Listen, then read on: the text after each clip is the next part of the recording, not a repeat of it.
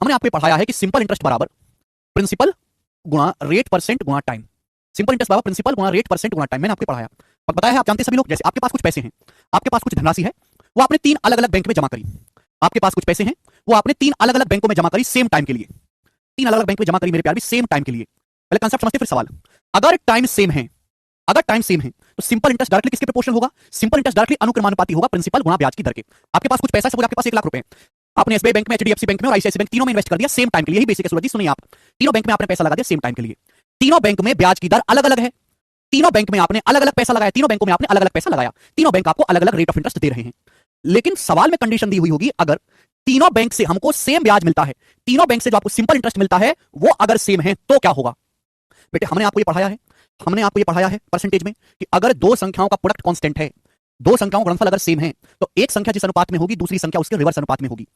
दो संख्याओं का प्रोडक्ट अगर कांस्टेंट है तो एक संख्या जिस अनुपात में होगी दूसरी उसके रिवर्स अनुपात में होगी। यानी कि प्रिंसिपल जो होगा मेरे प्यारे भाई, वो रेट ऑफ इंटरेस्ट का मेरे प्यारे रिवर्स होगा। मेरे प्यारे जो आपका मूलधन होगा, जो प्रिंसिपल का अनुपात होगा, वो ब्याज की दर का रिवर्स होगा। ये आपके सामने कंसेप्ट बन गया मेरे दोस्तों। ठीक है, ये कंसेप्ट है। कंसेप्ट आपको समझ में आएगा सवाल की लैंग्वेज पढ़ने से। अब सवाल की लैंग्वेज पढ़ेंगे तो ये कंसेप्ट आपको ऑटोमेटिकली समझ आ जाएगा। सूरज सुनिए भैया,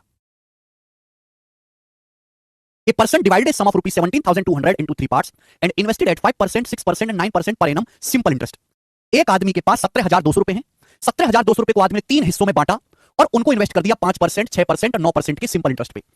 at the end of 2 years he got the same interest on each part of money. Line सवाल का मेन पॉइंट है कि 2 साल के एंड में आदमी को समान ब्याज मिला है हर पार्ट ऑफ मनी पे, हर हिस्से पे। 17,200 रुपए का आदमी के पास है, आदमी ने उसके 3 हिस्से करे। पहला हिस्सा इन्वेस्ट किया 5% की दर से, दूसरा 6% की दर से, तीसरा 9% के ब्याज की दर से। 2 वर्ष के एंड में आदमी को तीनों हिस्सों पर, तीनों स्थितियों में समान ब्याज मिला है, सेम इंटरेस्ट मिला है। तो आपसे पूछा यह गया है, बताओ 9% ब्याज की दर से कितना पैसा इन्वेस्ट किया गया? अभी अभी मैंने आपको पढ़ाया है कि सिंपल इंटरेस्ट बराबर होता है प्रिंसिपल गुणा रेट परसेंट गुणा टाइम। यही होता है मेरे प्यारे भाई। समय सेम है, टाइम सेम है, 2 साल सेम समय के लिए पैसा लगाया, आपको तीनों ही केसेस में समान सिंपल इंटरेस्ट मिला है। अगर सेम आपको ब्याज मिला है तो प्रिंसिपल जो होगा, तीनों इन्वेस्टमेंट में आपने जो पैसा इन्वेस्ट किया है वो ब्याज की दर के रिवर्स रेशियो में होगा कि नहीं होगा? आप बोलोगे हाँ जी सर बिल्कुल सही। आपको तीसरा हिस्सा निकालना है, थर्ड हिस्सा। अगर ब्याज की दर 5%, 6%, 9% है तो मेरे दोस्तों 17,200 रुपए को आपने 5%, 6%, 9% की दर से किस अनुपात में इन्वेस्ट किया होगा मेरे प्यारे भाई? ये आ जाएगा कि नहीं आ जाएगा? बोलो हाँ, ये आ जाएगा। 5% की दर से, 6% की दर से, 9% की दर से जो पैसा इन्वेस्ट किया गया है वो मेरे दोस्तों इस अनुपात में होना चाहिए। परसेंटेज का नियम लग रहा है, समझ में आया? परसेंटेज का नियम कि अगर दो संख्या का प्रोडक्ट कांस्टेंट है तो एक संख्या जिस अनुपात में होगी दूसरी रिवर्स अनुपात में होगी। आपको तीसरा हिस्सा निकालना है। 5, 6, 9 का एलसीएम क्या होता है मेरे दोस्तों? ये आ जाएगा 90। पूरे डाटा को 90 से गुणा कर देंगे तो 18 बार जाएगा मेरे दोस्तों। 6 से 90 15 बार जाएगा, 9 से आपका 90 10 बार चला जाएगा। कितना पैसा इन्वेस्ट किया आदमी ने? टोटल 17,200 रुपए। पूछा है 9% ब्याज की दर से कितना पैसा इन्वेस्ट किया गया। तीसरा हिस्सा, पहला 5% की दर से, दूसरा 6% की दर से, तीसरा हिस्सा 9% की दर से। आपको थर्ड पार्ट निकालना है, 10 मिनट के लिए निकालनी है। आउट ऑफ टोटल, टोटल कितना बेटे? 18, 15, 33, 10, 43। 17,200 का 10/43, 43 से कितनी बार जाएगा? 400 बार। 400 गुणा 2 4,000 रुपए। तो 4,000 रुपए इन्वेस्ट किया गया 9% ब्याज की दर से, और यही सवाल का आंसर भी होगा जो कि हमारा बी ऑप्शन है, बी। ठीक है पहले बच्चों, एक स्टेप का सवाल है। ये चीज मैंने आपको केवल समझाने के लिए कि ये बेसिक कंसेप्ट है, एग्जाम में आप केवल इतना सॉल्व करेंगे। सूरज जी, हर्ष जी, सुजल जी, यही बेसिक है, ये आपके सामने बेसिक है, यही समझाना था मुझे। ठीक है, बताओ इसमें ऐसी कौन सी बात है जो ना समझ में आई आपको? ए गुणा बी बराबर कांस्टेंट नियम पढ़ा है आपने परसेंटेज में। दो संख्याओं का गुणनफल फिक्स है सर, 90 से मल्टीप्लाई क्यों? रेशियो को सिंपल करने के लिए। बेटा परसेंटेज रेशियो नहीं आता क्या? इस तरह के रेशियो को सिंपलीफाई करने का तरीका क्या? 5, 6, 9 का एलसीएम 90, पूरे रेशियो को 90 से गुणा कर दो। घनश्याम, एक और सवाल ऐसा ही, एक और सवाल इतना लिखेंगे नहीं, एक और सवाल ऐसा ही, 136 नंबर, बस डाटा चेंज है। एक आदमी ने कुल 57,500 रुपए को 4%, 5% और 8% की दर से साधारण ब्याज पर निवेश किया। एक आदमी के पास कुल 57,500 रुपए हैं, टोटल 57,500 रुपए। उसने इन्वेस्ट किया है कुछ पैसा 4% ब्याज की दर से, कुछ 5% की दर से, कुछ 8% साधारण ब्याज की दर से। वर्ष के अंत में, साल के एंड में तीनों मामलों में समान ब्याज प्राप्त हुआ। लैंग्वेज समझ में आ रही है? टाइप का नाम है सेम सिंपल इंटरेस्ट। इस टाइप का नाम है सेम सिंपल इंटरेस्ट। तीनों ही मामलों में उसे समान ब्याज मिला। तो 5% पर निवेश की राशि, देखो टाइम सेम है, 1 साल, at the end of year, समय सेम है, तो प्रिंसिपल का जो अनुपात होगा वो ब्याज की दर का रिवर्स होगा मेरे प्यारे। बस सवाल समाप्त, वो ज्यादा सोचना नहीं है। 57,500 रुपए इन्वेस्ट किया गया 4%, 5%, 9, 8% की दर से। तो 4%, 5% और 8% की दर से जो पैसा इन्वेस्ट किया गया है वो किस अनुपात में होगा? वो ये आ जाएगा मेरे प्यारे। आपसे पूछा 5% पर निवेशित राशि, आपसे बीच वाला हिस्सा पूछा है, बीच वाला हिस्सा 5% पर निवेश किया गया है। अब बताओ इस रेशियो को सिंपलीफाई करने का तरीका मैंने रेशियो पढ़ाया। अब किसी बालक ने पढ़ाई नहीं है तो मैं उसकी क्या मदद करूंगा? मैं तो पढ़ा चुका हूं ना रेशियो में। नीचे जो भी नंबर होते हैं उनके एलसीएम से गुणा कर दो। 4, 5, 8 का एलसीएम 40, पूरे डाटा को 40 से गुणा कर देंगे। 4 2 40, 5 8 40 और 8 पंजे 40 ही आ गया। कुल कितना पैसा इन्वेस्ट किया गया है? कुल 57,500 रुपए इन्वेस्ट किया गया है। आपसे पूछा 5% ब्याज पर निवेशित राशि, 5% ब्याज पर निवेशित राशि 8 unit. Out of total, total कितना है? 10, 8, 18, 5, 23 बटे 23। 23 से काटेंगे, 23 दूनी 46, बचेगा 11, 23 पंजे 115, 2500। 2500 की 8 में गुणा करेंगे तो 20,000 रुपए सवाल का आंसर है। 20,000 रुपए इन्वेस्ट किए गए हैं 5% ब्याज की दर से, बात समाप्त। ठीक है, चलिए एक और क्वेश्चन ऐसे, टाइप समझिए, टाइप का नाम है same simple interest. Same simple interest is the type, ये शब्द आएगा सेम सिंपल इंटरेस्ट। अब इसी टाइप का एक एडवांस वर्जन और पढ़ेंगे, एक सवाल और करेंगे थोड़ा एडवांस लेवल का। बताओ 137 नंबर क्वेश्चन, 137। देखते हैं इस सवाल को कितने बालक कर पाएंगे। उसके लिए तो पढ़ के आना पड़ेगा ना आकाश। इस सम of rupees 81,400 is divided into three parts such that corresponding interest earned after 5 year, 8 year, 9 year may be equal. If the rate of simple interest are 12, 10 and 5% per annum respectively, what the smallest part of sum that was lent? What was the smallest part of the sum that was lent? देखिए 81,400 रुपए की राशि को तीन हिस्सों में divide किया गया, तीन हिस्सों में 81,400 रुपए को तीन हिस्सों में डिवाइड किया गया और मेरे दोस्तों फिर उधार दिया गया कितने समय के लिए? पहला हिस्सा 5 साल के लिए, दूसरा हिस्सा 8 साल के लिए, तीसरा हिस्सा 9 साल के लिए। और जो हमें सिंपल इंटरेस्ट मिला है सच दैट करस्पॉन्डिंग इंटरेस्ट, जो इंटरेस्ट मिला है वो इक्वल है, समान साधारण ब्याज मिला है। 5 साल बाद, 8 साल बाद, 9 साल के बाद अर्जित ब्याज समान हो सकता है, नहीं हो सकता, गलत लिखा है, समान है, समान है, ठीक है ना, समान है। सेम सिंपल इंटरेस्ट आपको मिला है 5 साल, 8 साल, 9 साल में सिंपल इंटरेस्ट इक्वल है। ब्याज की जो दर है 12%, 10%, 5% पर एनम है। तो आपसे पूछा है सबसे छोटा हिस्सा क्या है, तो मेरे प्यार भी अभी मैंने आपको कंसेप्ट समझाया, सिंपल इंटरेस्ट बराबर है प्रिंसिपल गुणा रेट परसेंट गुणा टाइम। आपने तीन हिस्सों में पैसा इन्वेस्ट किया, तीन हिस्सों में, तीन अलग अलग स्कीम में, अलग अलग समय के लिए, ब्याज की दर भी अलग अलग है, समय भी अलग अलग है, तीनों ही हिस्सों पे आपको समान ब्याज मिला है, समान साधारण ब्याज मिला है। आपसे पूछा गया सवाल में, आपसे प्रिंसिपल पूछा है, तो बताओ प्रिंसिपल क्या होगा, जल्दी से जवाब दीजिएगा। What will be the principal, क्या होगा बताओ। अगर मेरे दोस्तों ये समझो कि एक ही संख्या है, दो संख्या का प्रोडक्ट कांस्टेंट है, तो एक संख्या जिस अनुपात में होगी दूसरी संख्या उसके रिवर्स अनुपात में होगी। तो प्रिंसिपल का जो रेशियो होगा वो ब्याज की दर और समय के प्रोडक्ट का रिवर्स होगा। मेरे दोस्तों बात समझ में आ गई? ब्याज की दर भी अलग अलग है, समय भी अलग अलग है। देखो पहला हिस्सा इन्वेस्ट किया गया है 12% ब्याज की दर से कितने समय के लिए? 5 साल के लिए, तो क्या आएगा 1/12 60। दूसरा हिस्सा इन्वेस्ट किया गया है 10% ब्याज की दर से 8 साल के लिए, 10% ब्याज की दर से 8 साल के लिए, तो कितना हो जाएगा? 10 8 80, 10 8 80। तीसरा हिस्सा इन्वेस्ट किया गया है 9 साल के लिए 5% ब्याज की दर से, एक साल में 9% ब्याज है तो 5 साल में 9 गुणा 5 कितना हो जाएगा? 45 45। तो मेरे दोस्तों तीनों हिस्सों का अनुपात आ गया, यानी कि आपने 81,400 रुपए को इस रेशियो में ब्रेक किया होगा। ये आ गया रेशियो, ब्याज की दर और समय की गुणा कर देंगे। बोलो हाँ, परसेंटेज अच्छे से पढ़ के आए तो ये सवाल पढ़ेंगे। मैंने एक्सपेंडिचर प्राइस कंजम्पशन वाला जो टाइप पढ़ाया वही सवाल है ये। तो बताओ मेरे दोस्तों यहां से इस रेशियो को सिंप्लीफाई कैसे करेंगे? 60 और 80 का एलसीएम 240, 45 में 9 भी आता है तो 720 आएगा एलसीएम 720। 60 से 12 बार जाएगा, 80 से 9 बार जाएगा, 45 से कितनी बार जाएगा?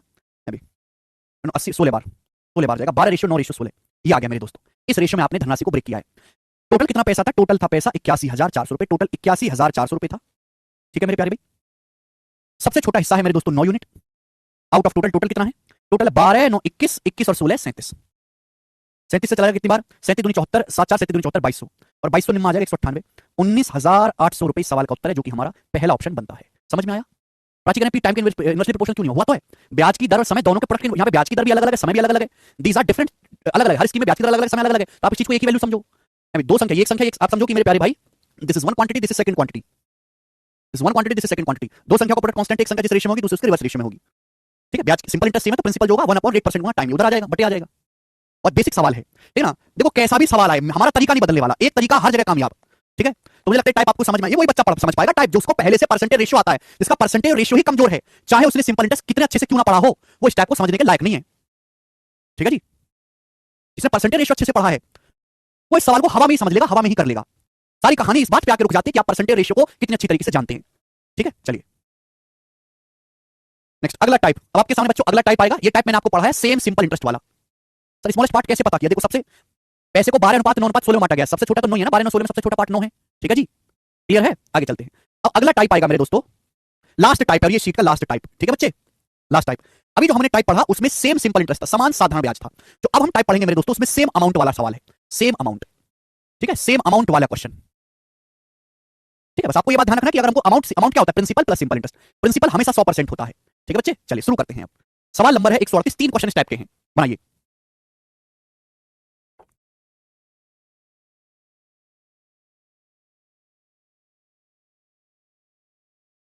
ठीक है जी, बनाओ। सवाल नंबर 130, पहले आप इस सवाल को पढ़ो ढंग से फिर समझना। Rupees 21,750 is invested by a person in the bank account of his two sons whose ages are 9 year and 13 year in such a way that they will get equal amount at an age of 21 years at rate of 4.5% per annum simple interest। अब simple interest भी लिख लीजिएगा, at 4.5% per annum simple interest। Find the share of younger child, younger child का share क्या है, ठीक है भाई, ध्यान से सुनिएगा मेरे दोस्तों। बहुत बढ़िया और बहुत बेसिक मामूली सा सवाल है, मामूली सा, कुछ दिक्कत नहीं आएगी सवाल में। नहीं अमित जी, पहले रेशियो को सिंप्लीफाई करना पड़ेगा। देखो सुनो, एक आदमी के दो बालक हैं, एक आदमी के दो बच्चे, एक की उम्र 9 साल है, दूसरे बच्चे की उम्र 13 साल है। दोनों के अकाउंट खुलवा दिया आदमी ने। दोनों के अकाउंट में टोटल कितना पैसा डाला है? 21,750 रुपए। दोनों के अकाउंट में कितना पैसा डाला है? टोटल 21,750 रुपए डाला है। तो कुछ हिस्सा छोटे बच्चे को मिला होगा, वाई मतलब यंगर चाइल्ड, और कुछ हिस्सा बड़े बेटे को मिला होगा, ओ मतलब ओल्डर चाइल्ड को। माना छोटे बच्चे को जो पैसा मिला है वो वाई रुपए है, और जो बड़े बच्चे को पैसा मिला है वो ओ है, ओल्डर चाइल्ड को। कितना पैसा डाला दोनों के अकाउंट में मिला के? 21,750। इस तरीके से उसने पैसा इन्वेस्ट किया दोनों के खातों में, दोनों के खातों में उसने पैसा इस हिसाब से डाला है बैंक में, ब्याज भी मिला होगा आदमी को, कि जब दोनों बेटों की उम्र 21 साल होगी, जब दोनों बेटे 21 साल की उम्र पे आएंगे ब्याज की दर है 4.5%, तो 4.5% ब्याज की दर से उनको समान पैसा प्राप्त होगा, उनको समान इक्वल अमाउंट मिलेगा कि जब दोनों बेटे दोनों के खाते में कुछ ना कुछ पैसा डाल दिया प्रिंसिपल, दोनों को ही ब्याज मिलना 4.5% परिणाम का। इस हिसाब से पैसा डाला कि जब दोनों बच्चों की उम्र 21 साल की होगी तो दोनों को समान अमाउंट मिलेगा, दोनों के खातों में बराबर मिश्र धन होगा। तो पूछा छोटे बच्चे का शेयर क्या होगा। मान लिया कि छोटे बच्चे के खाते में वाई रुपए डालें, बड़े बच्चे के खाते में ओ रुपए डालें।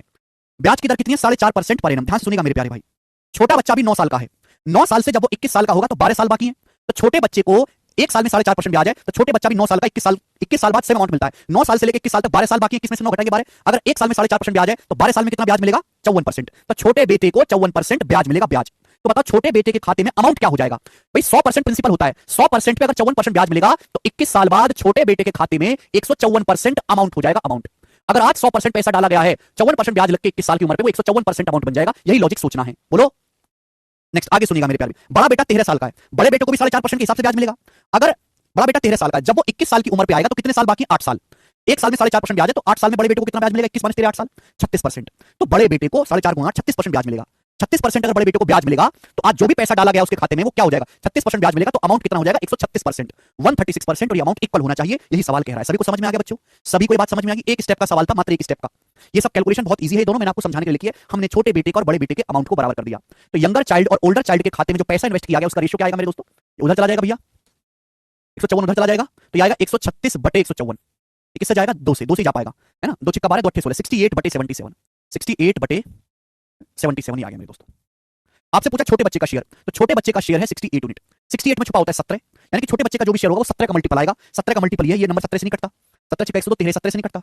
17 से कटता है 102, 12 17 से 119 9, ये भी नहीं कटता। एक ही ऑप्शन है पहला जो 17 से कटता है, यही सवाल का आंसर भी होना चाहिए। बात खत्म। तो बताओ मुझे सवाल में तो कोई परेशानी नहीं हुई। तो ये एक ही स्टेप का सवाल है, मुझे लगता है मेरे सारे भाई कर लेंगे। सॉल्व करना चाहते हैं तो भी हो जाएगा। दोनों बच्चों के खाते में टोटल कितना पैसा डाला गया? 21,750 रुपए। छोटे बच्चे का शेयर पूछा है, छोटे बच्चे का शेयर है 68 यूनिट। आउट ऑफ टोटल, ये रेशियो में सिखाया कैसे ब्रेक करते हैं। टोटल कितना? टोटल है 68 प्लस 77, इन दोनों को जोड़ के टोटल आएगा। टोटल हमेशा नीचे 8 7 15 का 5, हां से 6 7 7 14 145, ठीक है ना। बोलो तो 145 से कितनी बार जाएगा? एक बार बचेगा 55 और 17 72 725, ये जाएगा 150 बार। 68 गुणा 150 कितना आ जाएगा मेरे दोस्तों? 10,200। 6800 प्लस 3400, 10,200 आंसर है, ये ऑप्शन। बात समझ। 11 का मल्टीपल नहीं आएगा, इसका आंसर 17 का मल्टीपल आएगा 17 का। कितने बच्चों को ये सवाल, ये टाइप समझ में आ गया? आसान टाइप है बेटा, मुश्किल है क्या? इसमें कुछ भी मुश्किल नहीं है, बिल्कुल टाइप वाइज टाइप पढ़ा रहा हूं सीक्वेंस में। बस मेरी आपसे एक रिक्वेस्ट है कि परसेंटेज और रेशियो के कांसेप्ट को क्लियर रखें, ठीक है भाई। ये सेम सिंपल इंटरेस्ट वाला सवाल है, ये मेरे दोस्तों सेम अमाउंट वाला सवाल है। बस इजी है। एक और सवाल करेंगे, बताओ। ऐसा ही क्वेश्चन है, बिल्कुल ऐसा ही सवाल है, बस डाटा चेंज करके बताएं कमेंट्स में। अगर आपको समझ में आया तो सब बच्चे कमेंट में यस लिखेंगे।